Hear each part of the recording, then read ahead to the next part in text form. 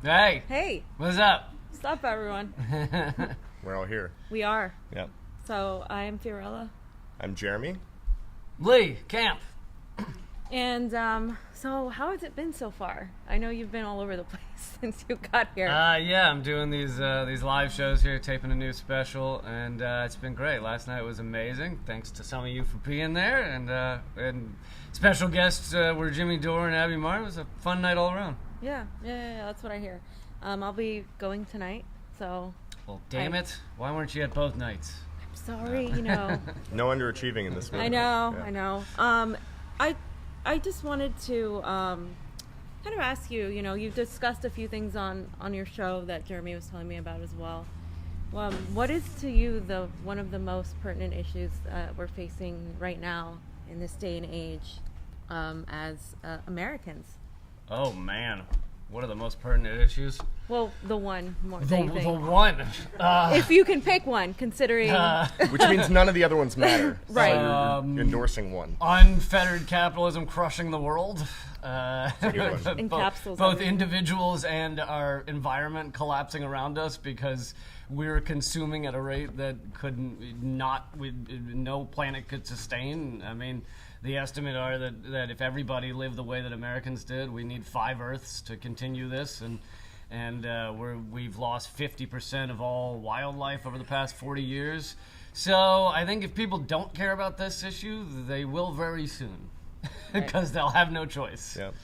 As it starts to impact them personally, and the more privilege, it'll take longer, but it will eventually. Well, and it's funny how these things intertwine. Like, you may not realize, homelessness and forest fires, what's the connection? But I saw in the paper, that it was actually USA Today, I think it was a national paper, but it was talking about Los Angeles, saying that there was a forest fire caused by a homeless group of people up in Beverly Hills that were living in the woods. And so then their burner, that they were using sets the woods on fire and threatens the rich people homes. And all of a sudden the rich people are like, why are the homeless people living in our woods? And it's like, well, because inequality has gotten to such an extent that you have these situations. But of course the woods wouldn't be that dry without climate change probably. So these things all end up intertwining. Everything's connected. And if we don't solve the issues at the root of the problem, we're always going to keep giving Band-Aid solutions.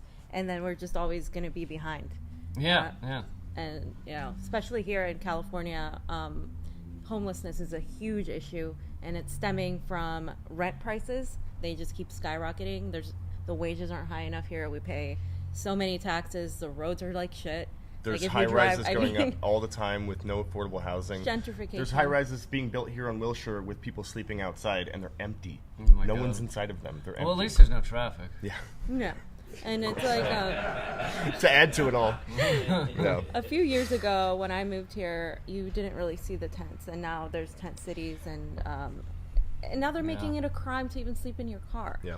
Yeah, I talked about that on the show last night a little bit, that they're making it illegal to be homeless, really, and to help the homeless, as if that somehow, it solves the problem. Really, all it does is try to push it more out of sight. If we can really get the homeless people living off on the far side of town, then those of us that are making a living won't have to actually see them. And if we don't see them, then it doesn't exist. Right. It's a laughable solution, and making homelessness illegal is really horrific, because people without IDs and people without money, they get put in jail for nothing infractions, sleeping out somewhere or something, and then they can't get out because they don't have the means to get out of jail. So it really is punishment of just being exploited by our system. Yep. And there's no escape. Yeah, you're right. You get into the system, and then you have the bail system. You have people with felonies that can't vote, can't get a job. And there's no escaping it. It's just cyclical. It keeps you trapped. So how do we solve this problem? And I think one of the things that would help a great deal is universal basic income. And especially with the rise of automation, especially with the rise of machines doing the work that humans once were able to do, I think that's definitely something that people might think is a radical, leftist, crazy, utopian idea. But I think if human beings are able to focus their energies on creating something and being more productive to society, then you could use potentially those robots to do something simple. It's just a matter of transitioning into that. That's going to be the problem. Yeah, you're right that these jobs are all going to go away very quickly because technology increases exponentially. So there are now bots that can diagnose people better than a lot of doctors can. So it's not just the kind of hand jobs that are going to disappear. It's academic jobs that are also going to disappear, and like high level jobs are going to disappear. So in terms of universal basic income. Some people are opposed to that, not because of the right-wing idiot talking point. You can't give somebody something for free, but some people are opposed to it because some of the kind of big capitalists have come out in favor of it, like Zuckerberg and Elon Musk have said universal basic income. So you're seeing that more and more that billionaires are saying, it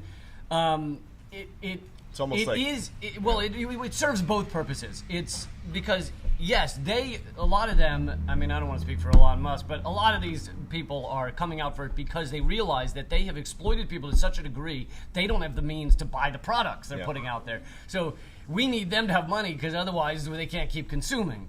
So they want them to have money. But on the other side, it also is helping, it would help a lot of people immediately. Like it would help people be able to get health care and housing and all these things. So it's like, yes, I understand that people are like, I don't want to do anything that the rich want so that they can, exploit us more. And I get what they're saying. But at the same time, I think that this is a step in the right direction of realizing that people shouldn't have to work so hard to survive. Yeah. It almost seems like a small step to try to quell the revolution, like the inevitable bloody uprising that's fomenting this country. Yeah. Like, just give them a little bit of something, they'll calm down. What's the quote? If you make revolution, if you make a peaceful revolution impossible. Possible, violent revolution is inevitable. Yeah, that was popular in Philly. I crowdsourced. And to talk on automation a bit more. That's the trend. It's not going to go away. It's not going to stop. It's not going to slow down. Like you said, exponentially. And even areas, like we can use technology and automation to fix some of the wrongs that we've done. There are this team of drones that can plant 100 trees in a day. And they plot out, one plots out the land, the other one goes down and plants a seed per, a hectare or whatever the tree needs. And it just plants 100 trees in a day. That's amazing. Yep. And what's stopping that kind of thing from blossoming more is that corporations lock down technology, they lock down intellectual property into a for-profit jail so that things that aren't designed for profit don't get done, or they get done a lot slower. Whereas all this technology, you're absolutely right, could be used to save us from ourselves. It could be used to plant trees. It could be used, the technology that we now use for Uber and Lyft could be that everybody in a certain mile radius has this app on their phone and, hey, we're all going to work at the same time. Let's carpool with somebody you don't know. And nobody's getting paid for it. Yeah. It's just us sharing a car.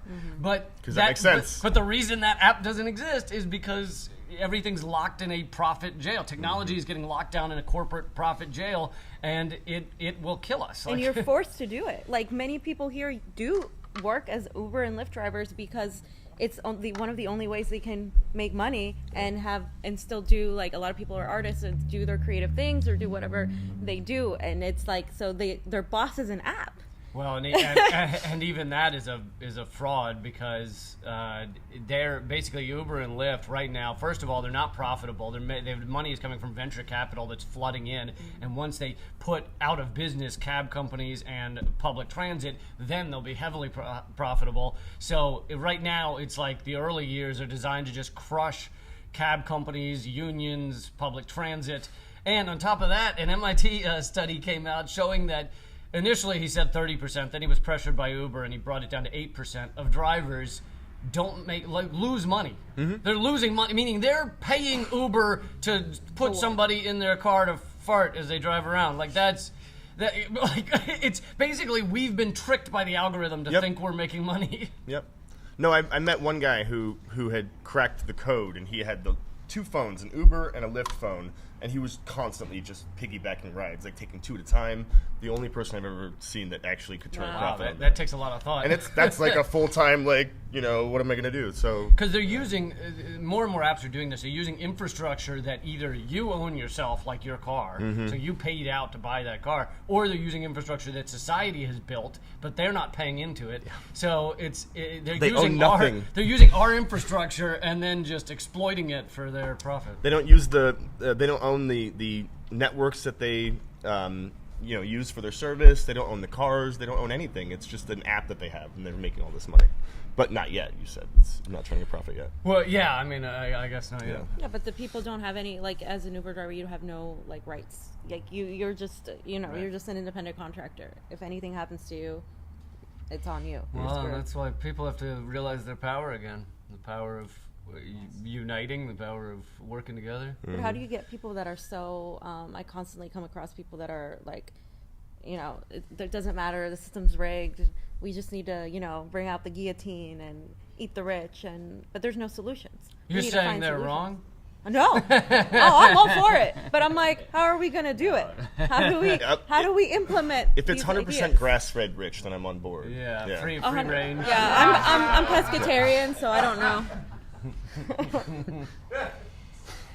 It's like we're fighting against a very understandable feeling of an inability to change things, right? And this movement with Bernie Sanders back in 2015, 2016 is what ignited some people. But even after that, after the rigging of the primaries and after the fact that the Democratic Party doesn't admit to it, people feel like it doesn't matter. They kind of did admit to it. Because and then in they court, backtracked. In court they had to say, well, look, we legally have the right to rig our primaries. Yeah. Their lawyers literally said we could go into a smoke-filled room and pick the candidate, and that's our right. And then when, as the lawsuit proceeded, they said that's our freedom of speech right to rig our primaries. Wow. So there you go. There's an admission. Maybe we should just all sit down and redefine the rights that we have and figure out exactly where they lie, because that's always misused. The Second Amendment's always misused.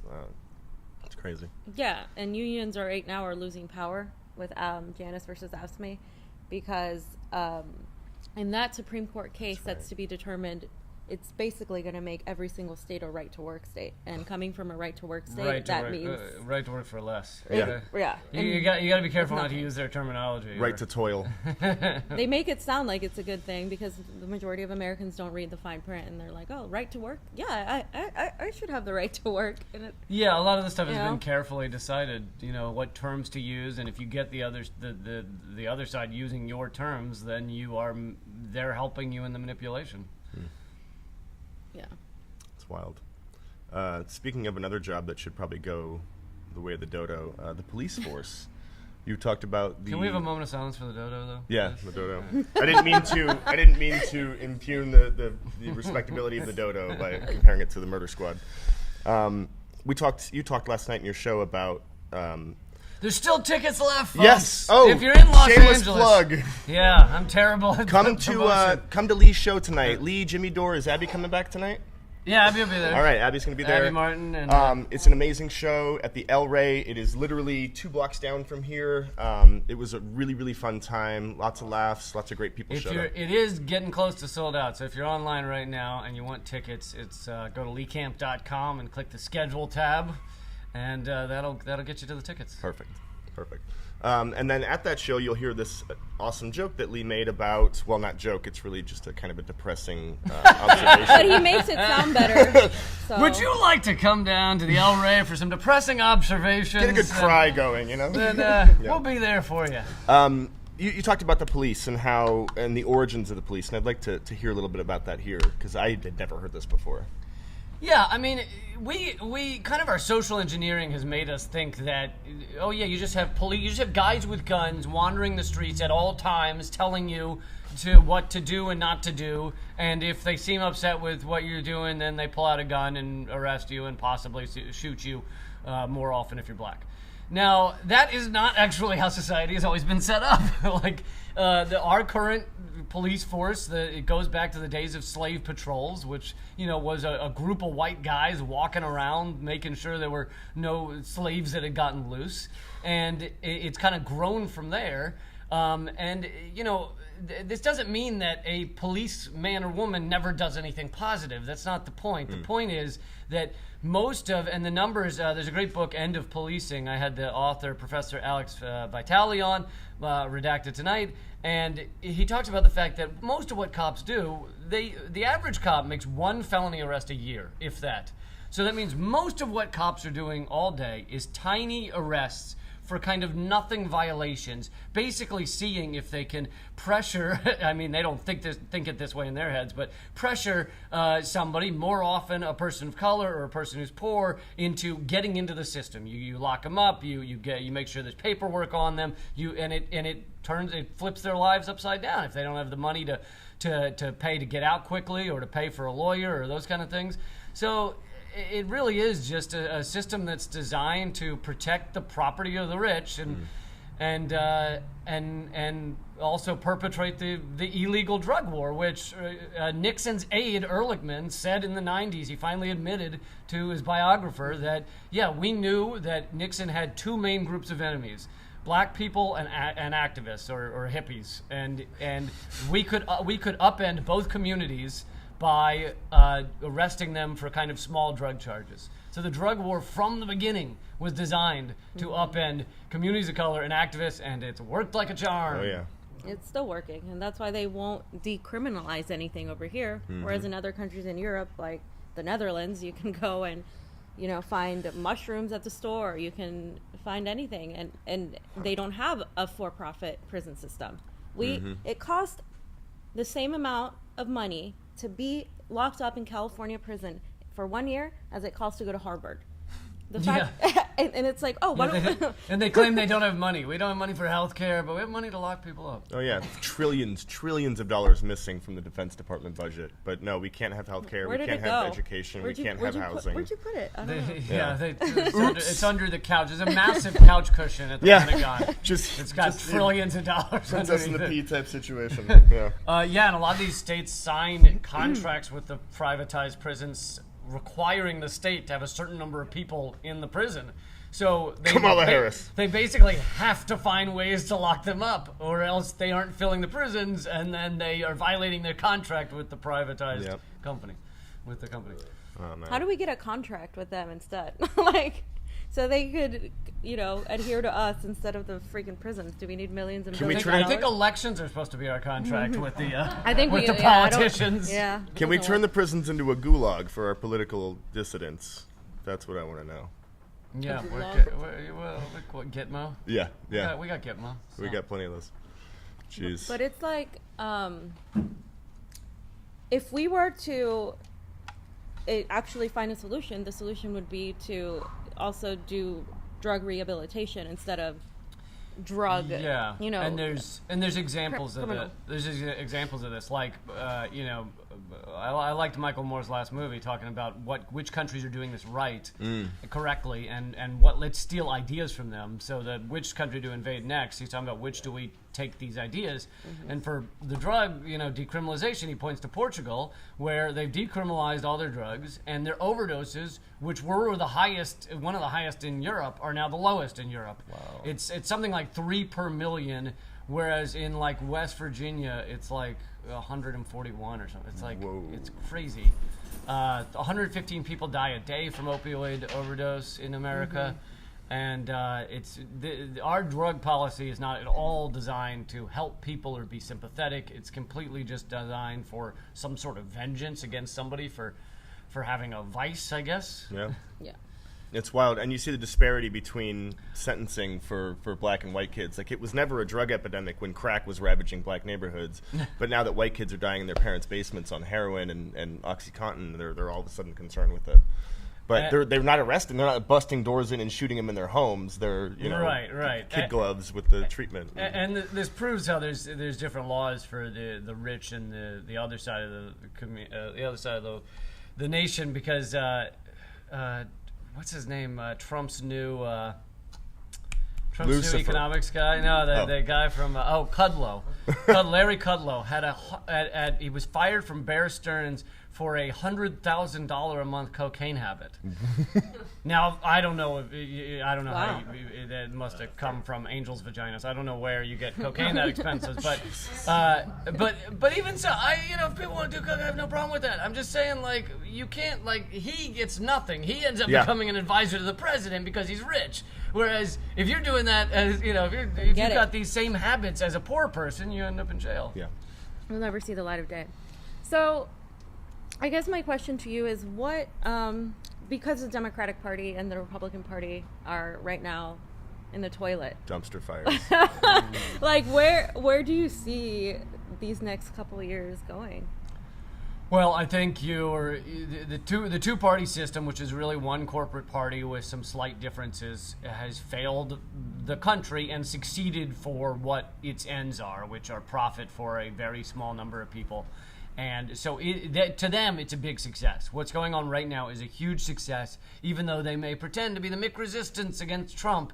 Really, behind the scenes, everything's going perfectly. There's no talk of Wall Street, even though it's more exploitative than ever. There's no talk really of ending war. So everything's going according to plan for them. But I think Americans are waking up, and the number of Americans that say they're independent now is beating out the number of that say they're Democrats or Republicans. And I think you need to keep fighting in terms of on that level, like have politicians that speak to that are independent or that are outside of this corporate mindset, and we need to have a legitimate election system like we were talking about earlier. One of the things that seems to be working with election lawsuits right now is a lot of states automatically take ballot images, and those ballot images you should be able to view them on your own home computers and have your own home recounts all over the state. But a lot of states are deleting these images immediately, or they're forbidding the public from seeing them. But in the lawsuits, most judges are finding, hey, these are public record. Anybody should be able to view these. So I think you need to keep fighting on that front as well. Yeah, it was heartbreaking. We opened this place up to campaign for Bernie in 2016, and hundreds of people a day were in here canvassing, phone banking, just hanging out, finding out what they could do.